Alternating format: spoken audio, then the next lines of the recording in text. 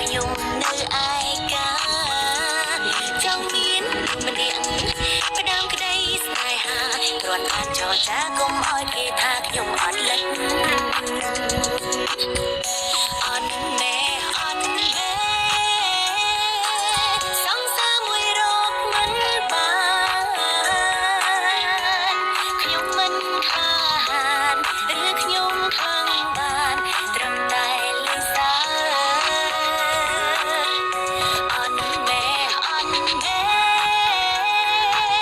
ពេលណាទៅមានស្នេហាតើធ្វើយ៉ាងណាឬក៏វាសនាខ្ញុំឯការហូតច្រើនតែអ្នកផ្សេងគេលី sweet អុយឡើងចុះខ្ញុំតែមិនសុខឆ្ងល់ថាពួកគាត់ធ្វើម៉េចបានអត់សុខខ្លាំងណាស់គ្មាននាងរំខានធ្វើអីក៏បានឲ្យតែបានសងសា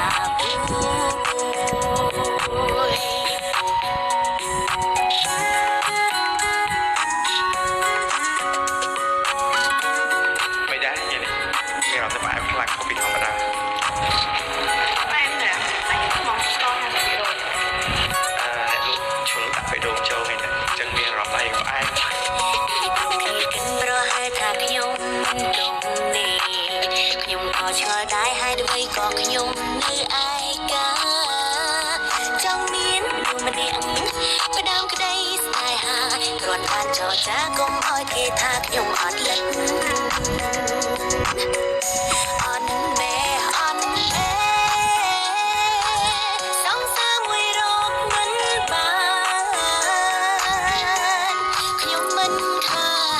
នឬខ្ញុំខាងបានត្រឹមតែលេងសើ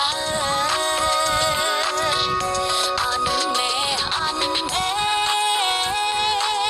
ពេលណាទៅមានស្នេហាតើធ្វើយ៉ាងណាឬក៏វាសនាខ្ញុំឯការហូតអត់មែអត់មែសង្សារមួយរកមិនបានខ្ញុំមិនខានឬខ្ញុំខាងបានត្រឹមតែលេងសើអត់មែអត់មែពេលណាទៅមានស្នេហាតើធ្វើយ៉ាងណាឬក៏វាសនាខ្ញុំ